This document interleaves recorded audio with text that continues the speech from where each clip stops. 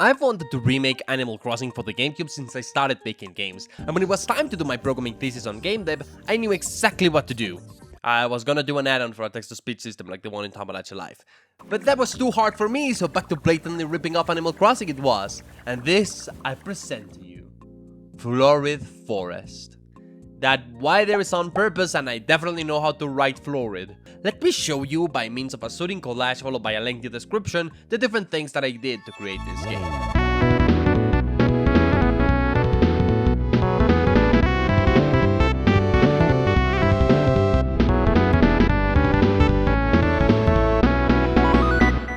So the original Animal Crossing on the GameCube is one of my favorite games of all time, but more to it, it also has a billion-and-one mechanic. It might seem like it's simple given it's made for the Nintendo 64, but when you actually lay it out, damn it's big.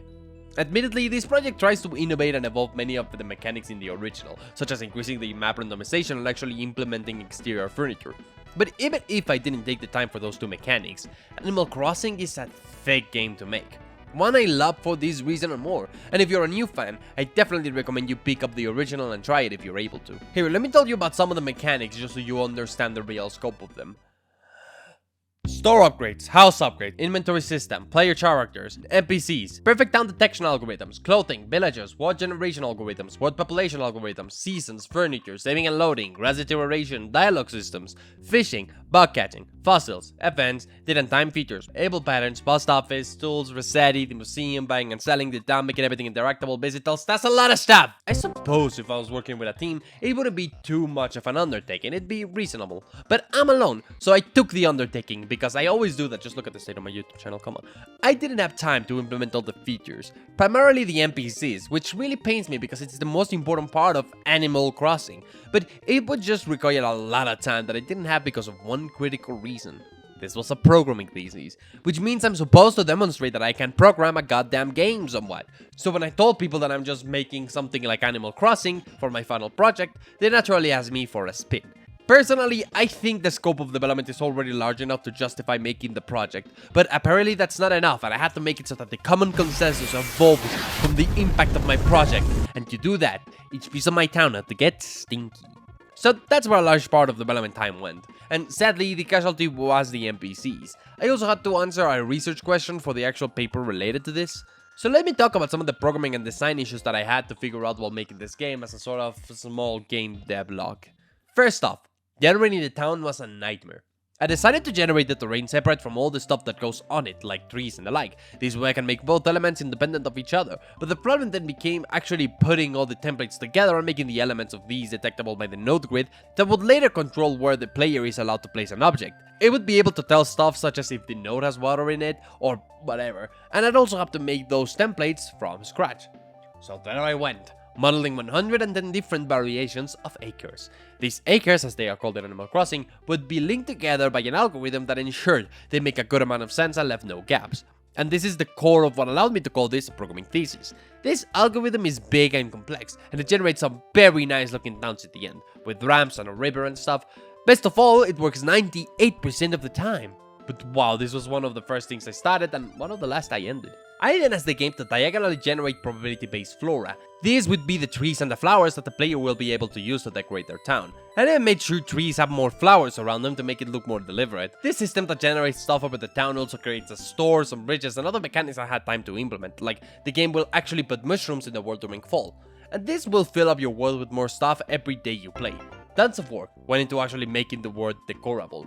If I stuck to OG Animal Crossing, I would have saved myself an avalanche of time because I wouldn't need to account for placing furniture in the world. I of course didn't listen, like when they told me that no person in the planet has actually watched Malcolm in the Middle and I wasted my time ranking every episode for a mere 2,000 views instead of having text-to-speech read 20 minutes of Ask Read It twice a day. You know who you are.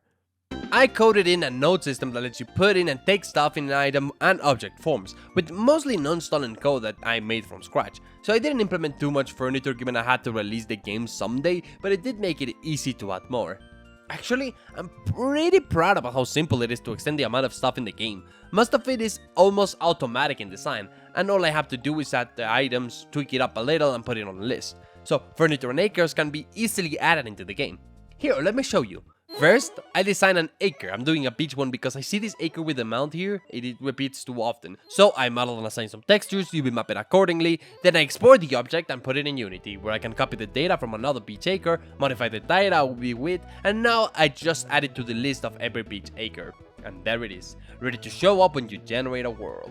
Ultimately, I'm proud of this because it shows what my game development style is now, where I just want to make stuff that is easy to extend or expand, simply because I think it is fair to create software like that. I also decided to add a little intro scene like the ones in Animal Crossing, where a character would quiz you and that would sorta decide the way your player looks. I made these bird bodies to further show I can animate a game character. All animated 3D models were created by yours truly, but it's by far the easiest part of the game to save, because saving data is probably some of the most important and hard stuff I had to do, and it's definitely one of the parts that I'm boasting the most of when I present my project. Expect to find some saving bugs, though I did try to keep them minimal. I'm not perfect, just like Jason too.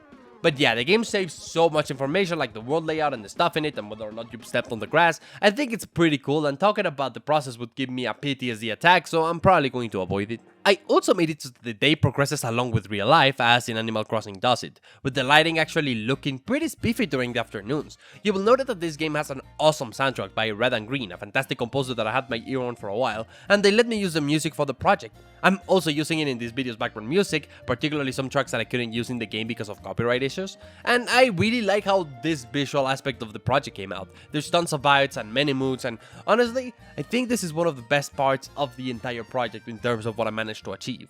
Now, this is the fun part of the project, the one I'm showing everyone in the interest of them playing it. I'm inviting you, the audience, to be beta testers of sorts. While this is the golden version of the game, that's mostly because I needed to call it golden at some point for the purpose of the formal document that will be my bachelor thesis in 2 countries. Mexican salaries are the worst. Please support me on Patreon. See, I wanted to check how players relate to the worlds. I always figured that's why I liked Minecraft and Animal Crossing. You get to have a world and make it your own. So I wanted to write up about how to achieve a connection between a player and a world. Preferably for your playtesting, you would play for 5 separate days. Not of playtime, you can just hop in for 1 minute or 20 minutes or an hour, you're free to spend as much time as you want. And then you can answer the survey you can find in this nifty button in the title screen. Of course, the more beta testers the better, and I will credit you all. I will also ask you to send me cool screenshots on Twitter of anything you make, because I know you can make some cute stuff and I'd love to see it, I'm just not that creative, so... Makes you ponder, why exactly did I add so many features to the game in terms of customization and whatever? And really, the design portion of my thesis consists on figuring out how players develop attachment for the worlds. What makes people feel nostalgic for Mario 64 Hop World? Why can people spend 900 hours in the same limited world? And how could we design a game specifically to narrow down the criteria? I look at some research by this guy called Daniel R. Willems. I have no clue what the R stands for, but my theory is it stands for Roundhouse Kick, and that is my badass and very mature and extremely professional headcanon. He has done tons of awesome research on attachment to place, and he figured out a few criteria that make people feel more attached to places, such as usefulness of a place and how unique and memorable it is aesthetically or symbolically. I decided maybe these criteria can apply almost verbatim to video games and check to what extent that is true. I also theorized immersive locales do it more effectively, and that the time one spends in a place is essential for achieving the creation of any connection. Basically, I decided to use the world as if it was a character, which has some form of development that would represent as making the spaces in the world look worse if you don't care for them. The last theory that I wanted to test out in this project dictates that people need to feel ownership or stakes in the location, because it helps develop a sunk cost fallacy of sorts, a content creator's best friend, or, just a more personal connection. Oh, and if you watch this far, now you're in it for the long run, you have to watch another 5 of my videos, preferably for more than 50% of them.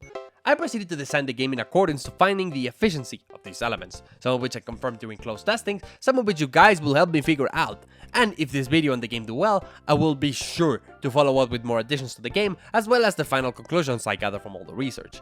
I don't want to spoil my current standings of which of the criteria might be real to not influence your responses, so please answer honestly. And that is the tale of how Nintendo sent me a job offering in the form of a DMCA. I've asked my lawyer, and he says he loves staying at it, so I'm going to assume this is Nintendo's official Kama Sutra hotel, which hired me for my piping hot pod, definitely.